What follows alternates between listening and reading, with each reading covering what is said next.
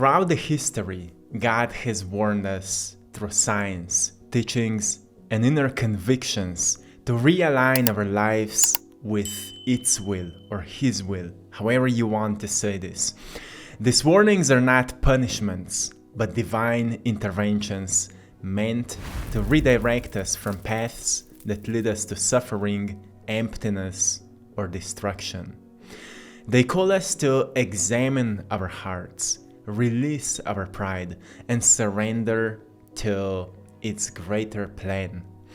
Many times we experience these signs, but if we are not aware of it, we may think it's just something random.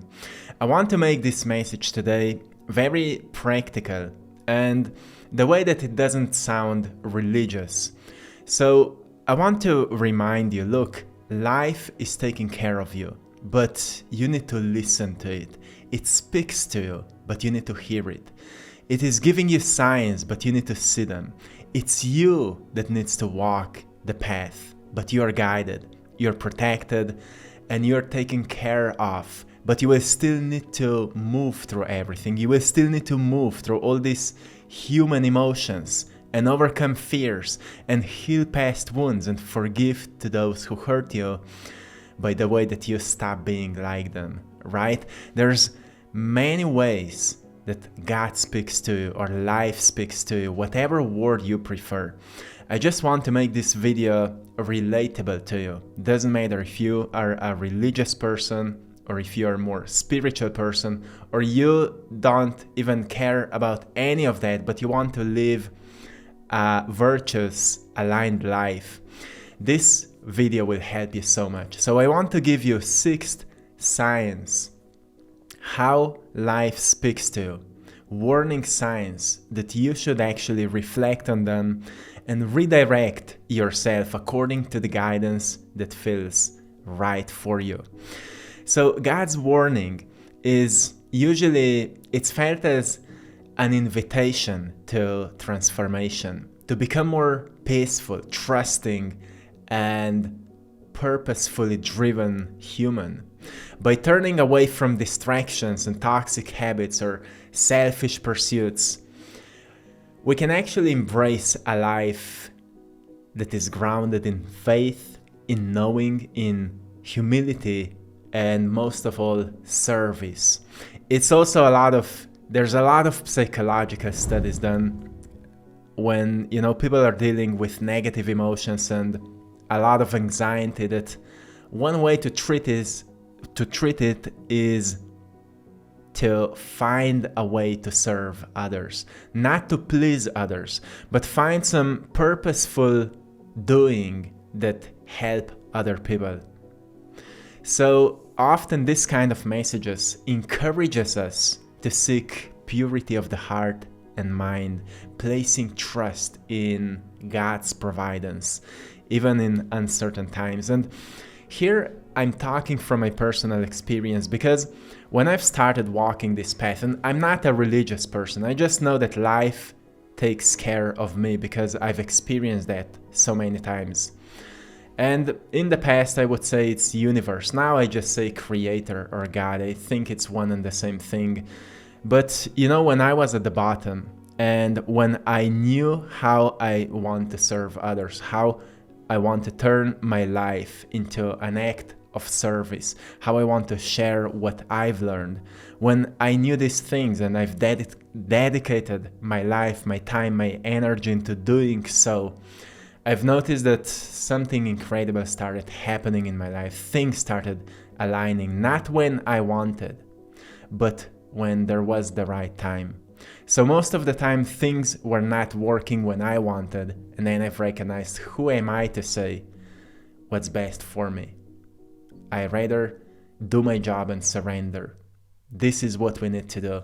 So when you experience this kind of callings, when we experience, a sense of peace, like even in an incredible chaos, there's a sense of peace that we need to find within ourselves. And it's usually we say it's a realignment. Something very tough may be happening and you may be surrounded with toxic people and you may be falling off the grace. But if you stay with you long enough, you will find a sense of peace that will also give you a certain type of a reassurance that will say to you, yeah, move to a new place, or find a new job, or start that new career, or go to travel, or something like that. And to me, it happened when, before I've started this journey, me and my partner, we quitted our jobs, we went to travel, and we said we'll be traveling as long as we find out what we truly want to do. And we were not rich, we were actually saving money for 3 years for that. We call it now life traveling, because we went to travel, we sold all our things, what was left we packaged into our car, and we went. And at some point we've spent all of our money. We needed to sleep in our car, and at that time we felt lost. We felt very, very, very scared, because we had no idea how we'll survive and, move on from there. But at the same time, something kind of got born inside of us. We said, hey, we've been through so much, we know so much, and we can't just end up homeless with this knowledge, with everything that we've learned. And I felt that urge to start drawing, to start painting, and then almost like miraculous things started happening to us at the rock bottom. Not when we wanted, but at the rock bottom. That's why I trust these things. That's why I know that this works. And yeah, we just need to trust it. So to trust God, it means that you really allow life to teach you. You allow life to guide you. But you don't, you stop tolerating what you know that is not healthy for you. You ask yourself what would be best for you and what you need to change in your life in order to realign yourself with the path that would be best for you. And I know sometimes it's so tough, because you may be in a relationship for many years that served you but is not anymore. And I know it's tough to say goodbye to that person. Or you may be in a marriage, or you may be living somewhere where you just don't feel alive anymore. And I know how tough it is. We get attached, or we have other responsibilities. But hey, if we don't say yes to ourselves, we say no to ourselves. There is nothing in between. If we don't say yes to ourselves, we say no to ourselves. And when we say no to ourselves, it's like neglecting a child. It's like pushing a child away into the corner. And you know what happens, right? When you push yourself away, it's like a part of you starts dying. And at some point, you need to do something about it. And maybe this video is a sign for you. It's time to do something about it. I hope it is. And yeah, my mission with this video is to awaken this part of you that is asleep, the part of you that wants to live, the part of you that wants to serve, the part of you that wants to give, the part of you that wants to create, the part of you that is dreaming, and the part of you that is taking action so these dreams can materialize. Okay? If you're ready for that, let's go to the science. So how can we know that life or God is warning us? When you experience this inner restlessness or inner conviction that there is something wrong and this feeling doesn't go away, it's a persistent feeling of discomfort or guilt, signaling misalignment with God's will. How many times you feel it? In Psalm 32:8 says, I will instruct you and teach you in the way you should go. I will counsel you with my loving eye on you. So just think about it. You are it. You are the guide, and you are the one that's walking the path. But too many times we get identified with this human self. We forget that we are also God's self. We are also the life force. Jesus said, me and Father are one, but Father is greater than I am. What does it mean? Well, it means that you and life are one. You and God are one, but still Father is greater than you are because, well, there's a part of you that didn't forgot who you are. And through learning, through repetition, through growing, through challenges, you just remember more of who you are. That's why you shouldn't avoid the hardest possible things in life. You should move through them, and that's how you will learn and remember who you are. Anxiety will try to stop you. Doubts will try to stop you. Fear will try to stop you. That's why you need to have a sense of discernment. What is protecting you and what is just keeping you in the comfort zone. That is the greatest discernment you need to develop for yourself. When you have the sense of inner restlessness or conviction, question it, reflect on it. What I do when I feel it, I am journaling a lot. When I finish journaling, and the way I'm journaling is just I'm asking like, why do I feel this way? What happened to me? And what can I do about it? And if I can't come up with an answer, I will be just questioning it. Another thing that is very important to me is to talk with someone who can give me another perspective. This is so sacred to me. And yeah, if you find yourself in this kind of situation, no, sometimes God speaks to you through other people. Talk with someone who can give you another perspective. It can save your life. So trust that, my friend. The second sign God warns you is that you experience closed doors or obstacles. So sometimes we say obstacle is the way, and it's true. But sometimes it's also not. Sometimes it's a sign that we are walking into the wrong direction. So how can we know that obstacle is a way, and how can we know that it's actually not a way, that we are experiencing closed doors for a reason? Well, when you observe what's happening, you need to ask yourself, will this, if I persevere here, will this make me a better person, or I'm doing it out of ego? I'm doing it out of arrogance. I'm doing it out of need to control stuff. So if that obstacle, overcoming the obstacle, will make you a better person, then this obstacle is there for you to overcome it. But if that obstacle is there because you've been doing too many things out of ego and arrogance and selfishness, then this obstacle for you is a sign that you are not aligned with you, and therefore you're doing things against you. And for how long can you be doing things against you until life will try to stop you and realign you? That's what's happening. In Proverbs 16:9 says, in their hearts, humans plan their course, but the Lord establishes their steps. So it means that inside of your heart, you will experience a desire. You will experience a desire, but then you need to feel it and to be inspired by it so you can take steps. When it says, but Lord establishes their steps, it means you will feel inspired to move according to that heart's desire. To be inspired means to be fused by spirit. In ancient language, they said it's Lord, it's God's establishment. But it's spirit, it's the highest possible intelligence. That's God's will. That's why there was a Christ will or Christ spirit, right? It moves with you, it moves through you, but you need to feel it. You need to feel heart's desire, not mind's desire, not what they said, not what you think he or she will think if you do this, but what your heart says. That's what you need to follow.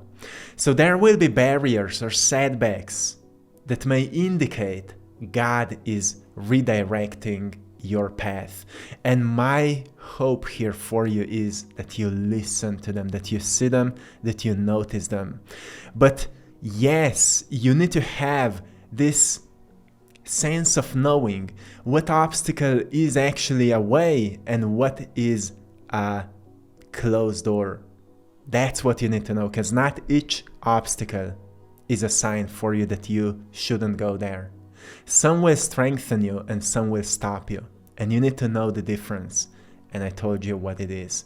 Let's move to the next one. The third one is that you start experiencing recurring themes in maybe scriptures or in books or in messages or in conversations or other signs. Something that is repeating to you, like repeated verses, repeated themes, or repeated insights that seem kind of divinely coordinated. How many times you experience it? Like there's a message for you. Like something is repeating, like you should change your job. And then you watch a movie and the main theme about the movie is when that main character is changing a career or changing a job, and it feels so tough and heavy, but then he finds out what he truly loves to do or something like that.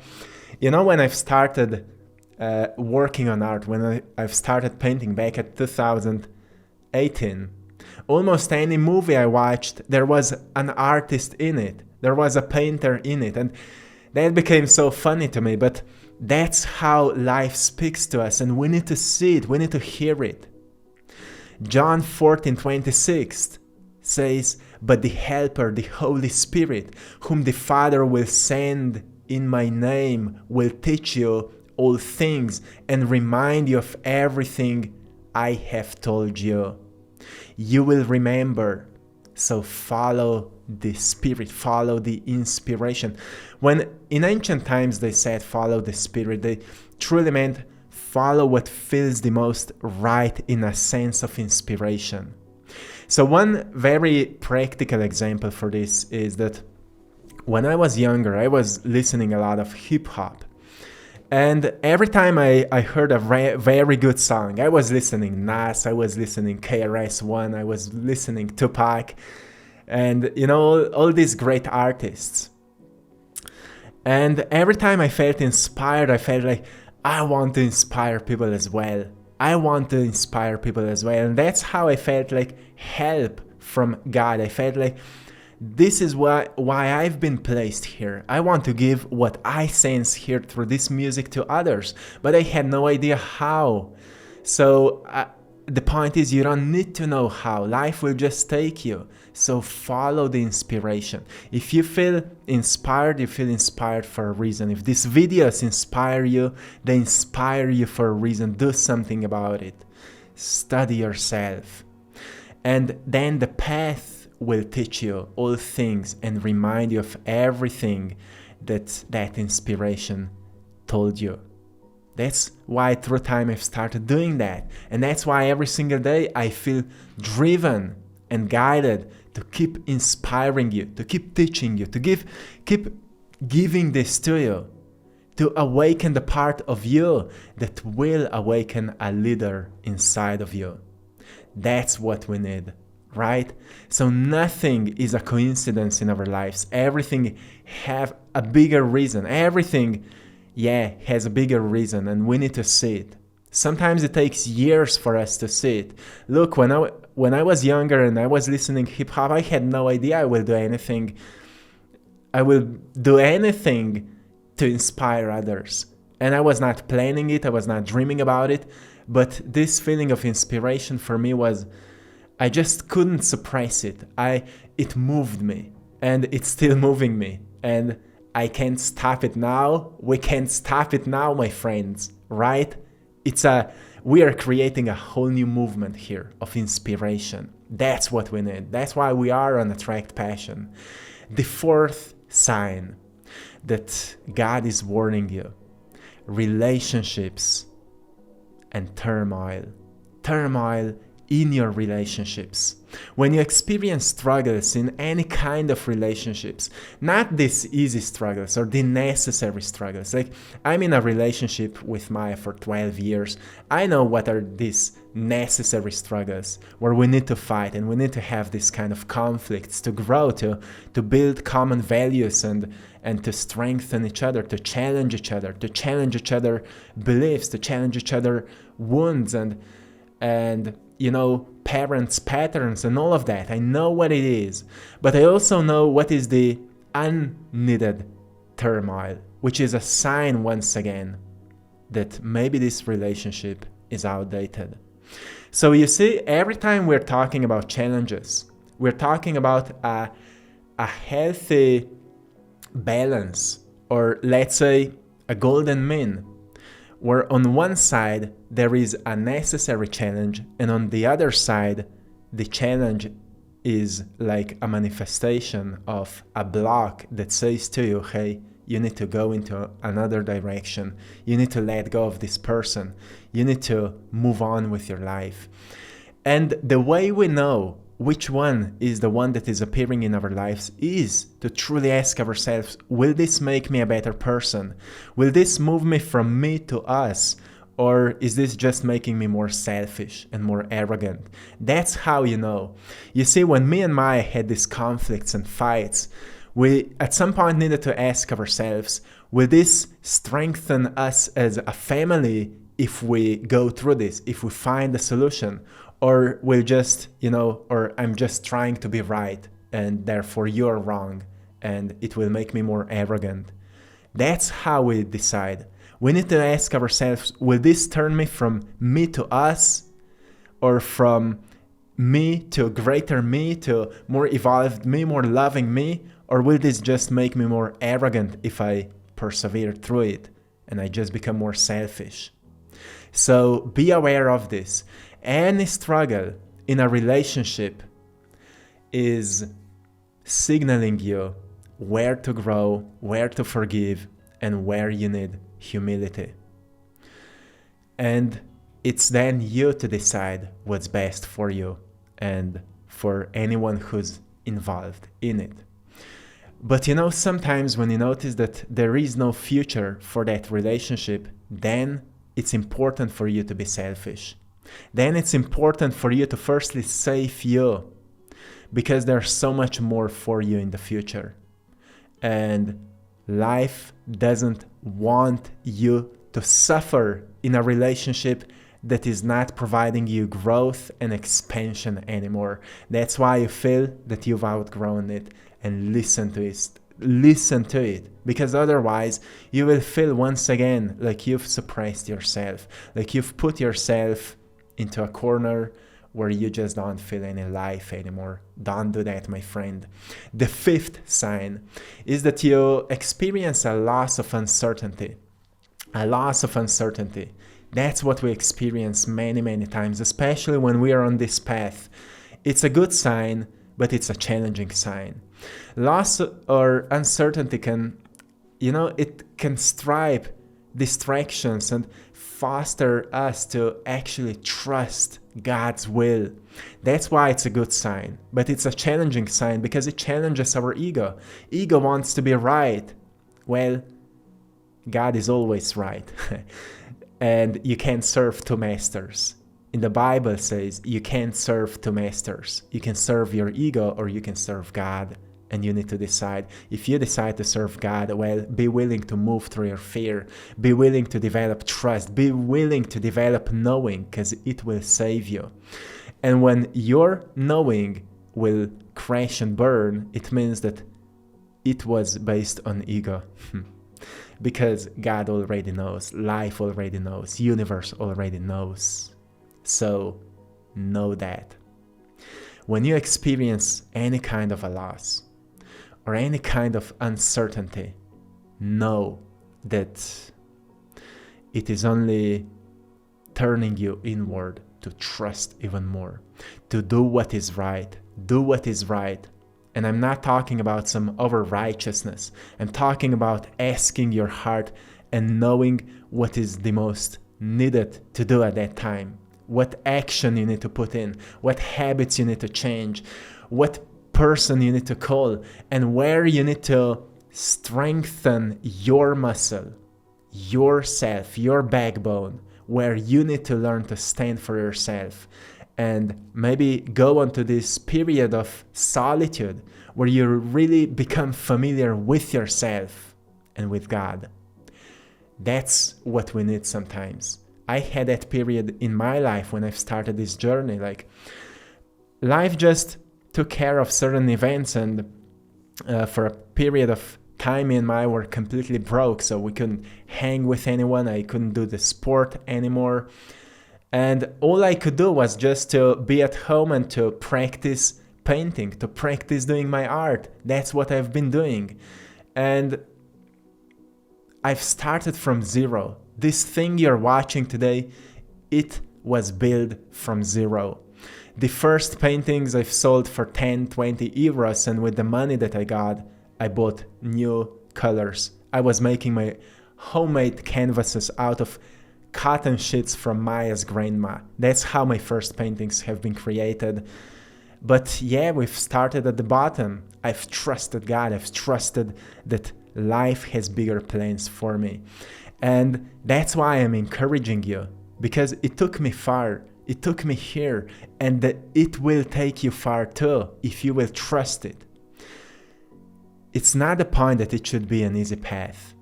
You see, Bruce Lee said, don't pray for an easy life. Pray for strength to endure a hard one. But again, easy and hard is just our judgment. When you stop judging it, when you stop placing too much of importance to something in the future, but actually you focus on each step that you can take right now, you will notice it's not so hard. It's just that we need to organize ourselves. And psychology says people who can organize their tasks experience less anxiety and less negative emotions. And that is quite powerful. The sixth sign, the last one for today, is that you experience sudden awareness of a bad pattern, of a negative pattern, of something that you know that is not healthy for you. But you suddenly become aware, like for how long you've been, I don't know, smoking or eating too much sugar, or drinking too much of alcohol or certain whatever. But suddenly you've recognized it's not healthy for you. It's not healthy for you. In ancient times, they called it sin. In more modern times, philosophers started calling sin as a moment of disconnection from alignment or disconnection from guidance. When you disconnect from guidance, you fall into a sin because you start doing things out of habits that usually lead into more negative and toxic habits. So that's why I look at this a bit differently, but still very, very relatably. You need to know yourself. You need to sit down with yourself as long as you recognize what are your needs, what your body needs, what your mind needs, what your soul needs. And when you know these three things, and I can break it down, your body needs movement, your body needs health, healthy nutrition, water to drink, it needs oxygen, go outside under the sun, it needs sunlight. It's an animal, it was made out of dust, from matter. So look at animals, how they're moving. That's what you need. This is what your body needs. When your body will meet its needs, your mind will become more clear, because mind and body are not just connected, they are one. But then mind needs greater consciousness. That's where spirit comes in. So mind will become more organized when your body will be healthy, when your body will be strong, when your body will be in movement. That's when your mind will become more clear. Why? Because there will be more dopamine in your brain that doesn't come out of fast satisfactions like watching some videos on YouTube. It comes out of movement. It comes out of actual physical behavior or connection with other brothers and sisters. So you experience more dopamine. More dopamine means more focus, more satisfaction, more sense of pleasure. And when you experience that, you don't want to go back into old habits. You want to do more of this. Your mind will organize, and then you need to learn to organize your mind even more with tasks you want to do. And when it comes to tasks, you need to prioritize them. You need to know which task is the most important one, which one is the least important one, and the most important one is your life task. Why you're doing what you're doing, knowing your why, and that's what puts us into spirit, knowing why you're here, knowing what you want to do. That's why you should sit with yourself and recognize what you want to do. You see, we're being so distracted on this world that most people don't even know what they want. They just want what other people want. And then they lose these people and suddenly they don't know anymore what they want. They became so agreeable with others that they don't know what they want to agree for themselves. That's why it's so important to be with you and to recognize your negative patterns and slowly reshape them. Reshape them. My friend, that's what we all need. Every single day, we are challenged by these things to recognize, are we on the side of God or are we losing ourselves in our own hell? I believe that there is no other hell than our own inner mental and emotional world when it goes out of coherency, out of connection with life. When we disconnect from life, we fall into more negative patterns. And actually, neuroscience has recognized that when you stop focusing and you stop doing something, your brain goes into what they call default mode network, which is like daydreaming in negative thoughts, in negative memories, in negative expectations, and you experience emotions of that. So they've recognized that people that are the most happier are people who are working on purpose every single day. So when they don't work on purpose, they dream on purpose. They're being present. They're present with ideas. They're present with people in their lives. They do things out of love. They do things out of connection because they work on something purposeful. And when you ask yourself what's purposeful for a human being, it is firstly to improve you, not to be perfect, but to keep becoming better. Then the secondly, to connect with others and let's make other people grow with us, which is healthy family. Then let's stretch it a little bit more. Let's build communities and so on. And when you add more purpose, you notice I can give more, I can add more to this life. I can bring, more light, more talents, more whatever to this community of fellow brothers and sisters. I can be more. And that's when we stop dwelling into our past and we actually start creating our future from this present moment. That's when you make the biggest shift in your life and you tap into your spirit, where you recognize that life takes care of you, life guides you, but you need to see it and notice it. So I hope you found a great support in today's video, a great value and some inspiration that will move you to do your thing. My friends, I'm sending you lots of love, blessings and power. I hope you've enjoyed in today's painting as well, so it can inspire you, bring some of this beautiful energy that will support you on your journey. You can put it into your home. You can find prints of my art and some of the original paintings on our store, AttractPassion.com. We're just running a very unique sale, 20 off on all the prints and 15 off first time ever on my original paintings. Go and check it out. And yeah, thanks to everyone for joining our Patreon community for more exclusive content. Till next time, one love.